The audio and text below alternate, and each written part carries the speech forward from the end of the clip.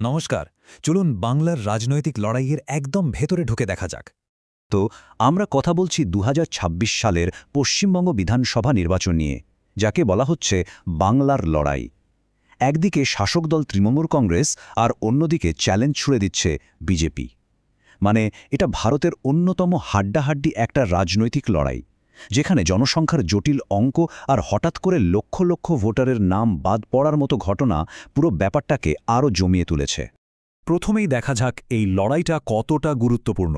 দেখুন, পশ্চিমবঙ্গ বিজেপির কাছে একটা স্ট্র্যাটেজিক টার্গেট, আর সেই কারণেই মুখ্যমন্ত্রী মমতা বন্দ্যোপাধ্যায়ের তৃণমূলের বিরুদ্ধে নিজেদের রণকৌশল সানাতে একেবারে উচ্চ পর্যায়ের বৈঠক চলছে। আর যেহেতু অতীতে রাজনৈতিক হিংসার ইতিহাস রয়েছে, তাই ইলেকশন কমিশনও কিন্তু কোমর বেঁধে নামছে। তারা জানিয়েছে সেন্ট্রাল ফোর্স আর প্রচুর পর্যবেক্ষক মোতায়েন করা হবে। লক্ষ্য একটাই, যাতে একটা নিরপেক্ষ আর সুরক্ষিত পরিবেশে ভোট হয়, সব দল যেন সমান সুযোগ পায়। আচ্ছা, এবার একটু দলগুলোর স্ট্র্যাটেজি বা তাদের প্লেবুকের দিকে তাকানো যাক। মানে কে কি ভাবছে, কার সামনে কি চ্যালেঞ্জ, আর কোথাও কি বড় কোনো পরিবর্তন আসছে? বিজেপির কথা যদি বলি, তাদের চ্যালেঞ্জটা কিন্তু শুধু ভোটের সংখ্যা নিয়ে নয়। একটা বিশ্লেষণ বলছে আসল চ্যালেঞ্জটা হলো বাংলার স্বতন্ত্র সাংস্কৃতিক আর রাজনৈতিক মানসিকতাকে বোঝা। মানে ১৯-এর লোকসভা ভোটের সাফল্যকে বিধানসভায় নিয়ে আসা তো আছেই, সঙ্গে ২০২১-এর প্রায় ১০% ভোটের গ্যাপটাও মেটাতে হবে। আর মাঠে ময়দানে দলের সংগঠনকে আবার গুছিয়ে তোলাটাও একটা বড় কাজ। এই স্লাইডে একটা খুব ইন্টারেস্টিং বিশ্লেষণ তুলে ধরা হয়েছে। বলা হচ্ছে বিজেপির যদি বাংলায় সত্যি সত্যি ছাপ ফেলতে হয়, তাহলে শুধু পোলারাইজেশন বা প্রতীকী রাজনীতিতে কাজ হবে না। তাদের বাঙালির রাজনৈতিক মনন বুঝতে হবে। তার মানে সাংস্কৃতিক আর ভাষাগত পরিচয়টা এই নির্বাচনে একটা বিরাট ফ্যাক্টর হতে পারে। এদিকে বিরোধী শিবিরেও কিন্তু একটা বড়সড় রদবদল। ভারতীয় জাতীয় কংগ্রেস তাদের স্ট্র্যাটেজি পুরো ৩৬০ ডিগ্রি ঘুরিয়ে দিয়েছে। ২০২১-এ একেবারে শূন্য হয়ে যাওয়ার পর তারা এবার জোট থেকে বেরিয়ে এসে রাজ্যের সব মানে ২৯৪টা আসনেই একা লড়ার সিদ্ধান্ত নিয়েছে। আর এই টাইমলাইনটা দেখলেই বোঝা যায় কংগ্রেস কেন এমন একটা সিদ্ধান্ত নিল।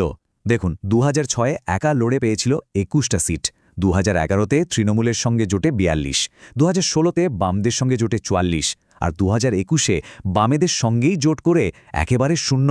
তো বুঝতেই পারছেন, এই ফলাফলের পরেই দলটা এবার নিজের শক্তিতে বাজি ধরতে চাইছে। এবার আসা যাক নির্বাচনী অঙ্কের একেবারে মূলে। একটা বিষয়কে রাজনৈতিক বিশ্লেষকরা বলছেন বিজেপির স্ট্রাকচারাল ডিসঅ্যাডভান্টেজ বা কাঠামোগত অসুবিধা। ব্যাপারটা কি? সোজা কথায় এর মানে হল বিজেপির জেতার পথে মূল বাধাটা হল রাজ্যের ডেমোগ্রাফি বা জনসংখ্যার গঠন। মানে এমন অনেকগুলো কেন্দ্র আছে যেখানে ভোটারদের বিন্যাসটাই এমনভাবে তৈরি, যা স্বাভাবিকভাবেই প্রতিপক্ষকে অনেকটা এগিয়ে রাখে। ফলে বিজেপির জন্য অঙ্কটা শুরু থেকেই বেশ কঠিন। এই টেবিলটা দেখুন। ২০১১ সালের সেন্সাস অনুযায়ী পশ্চিমবঙ্গের এই ৯টা জেলায় সংখ্যালঘু জনসংখ্যা ২৫% বেশি। যেমন ধরুন মুর্শিদাবাদে ৬৬% উপরে, বা মালদায় প্রায় ৫১%। এই জেলাগুলোকে সাধারণত তৃণমূল কংগ্রেসের শক্ত ঘাঁটি বলে মনে করা হয়, যা ভোটের অঙ্কে একটা বিশাল প্রভাব ফেলে। আর এই ৯টা জেলাতেই রয়েছে মোট ১৬০খানা বিধানসভা আসন। ভাবা যায়, রাজ্যের মোট ২৯৪টা সিটের মধ্যে ১৬০টা মানে অর্ধেকেরও বেশি সিট শুধু এই জেলাগুলোতেই। তাহলে বুঝতেই পারছেন খেলাটা কোথায়। গত নির্বাচনে মানে ২০২১-এ এই ১৬০টা সিটের মধ্যে তৃণমূল একাই জিতেছিল ১২৩টা, আর বিজেপি পেয়েছিল ৩৭-এর মতো। মানে তৃণমূল এখান থেকেই একটা প্রায় অপ্রতিরোধ্য লিড তৈরি করে ফেলেছিল।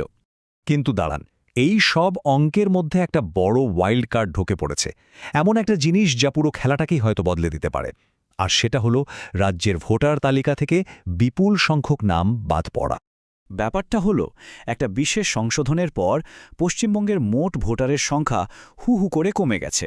দেখুন, অক্টোবর ২০২৫-এ ভোটার ছিলেন ৭.৬৬ কোটি, আর ফেব্রুয়ারি ২০২৬-এ সেটা কমে দাঁড়িয়েছে ৬.৪৪ কোটিতে। মানে ১.২ কোটিরও বেশি নাম তালিকা থেকে উধাও। শুধু তাই নয়, এই অনিশ্চয়তা আরও বাড়িয়ে দিয়েছে ৬০ লক্ষেরও বেশি ভোটারের নাম, যাদেরকে আন্ডার অ্যাডজুডিকেশন বা বিবেচনাধীন বলে মার্ক করা হয়েছে। মানে তাদের নামটা তালিকায় থাকবে কি থাকবে না সেটা এখনও ফাইনাল নয়, পর্যালোচনার স্তরে রয়েছে। এখন প্রশ্ন হল, যাদের নাম ডিলিটেড বা বাদ গেছে তাদের কি হবে? আচ্ছা, ইলেকশন কমিশন একটা পরিষ্কার রাস্তা বাতলে দিয়েছে। বেশ কয়েকটা ধাপে আপিল করার সুযোগ আছে। জেলা শাসক থেকে শুরু করে রাজ্যের মুখ্য নির্বাচনী আধিকারিকের কাছেও আবেদন করা যাবে। লক্ষ্য এটাই যাতে কোনো আসল ভোটার তার অধিকার থেকে বঞ্চিত না হন। আচ্ছা, এই তো গেল রাজনৈতিক দলগুলোর জটিল অঙ্ক আর কৌশল, কিন্তু এর বাইরে পশ্চিমবঙ্গের সাধারণ মানুষ ঠিক কী চাইছেন? তাদের কাছে আসল ইস্যুগুলো কি? জানুয়ারি 2026-এর একটা সার্ভে কিন্তু এর একটা পরিষ্কার ছবি তুলে ধরেছে। দেখুন, প্রায় 34% মানুষ বলছেন তাদের সবচেয়ে বড় চিন্তা বেকারত্ব। এরপরেই আছে আইন শৃঙ্খলা আর দুর্নীতি। মানে বোঝাই যাচ্ছে যে দিনের শেষে সাধারণ জীবনজীবিকার সমস্যাগুলোই তাদের কাছে সবচেয়ে গুরুত্বপূর্ণ। এই ডেটাটা কিন্তু একটা বড় ইঙ্গিত দিচ্ছে। হয়তো এবারের নির্বাচনটা শেষ পর্যন্ত পরিচয় বা বড় বড় রাজনৈতিক তর্কের ওপর নির্ভর করবে না, বরং যে দল এই সাধারণ সমস্যাগুলোর সবচেয়ে ভালো সমাধান দিতে পারবে, পাল্লা হয়তো তাদের দিকেই ভারী হবে। দলগুলোকে তাই তাদের স্ট্র্যাটেজি নিয়ে নতুন করে ভাবতেই হবে। তাহলে শেষ প্রশ্নটা এটাই দাঁড়াচ্ছে যে রাজ্যের রাজনীতি এত জটিল অঙ্ক আর কৌশলে ভরা, সেখানে নির্বাচনের ফল কি শেষ পর্যন্ত ঠিক করে দেবে মানুষের খুব সাধারণ দৈনন্দিন প্রয়োজনগুলো? দলগুলো যখন ভোটের কঠিন পাটিগণিত নিয়ে ব্যস্ত, তখন আসল রায়টা হয়তো লুকিয়ে আছে সাধারণ মানুষের রোজকার জীবন সংগ্রামের সমাধানের মধ্যেই।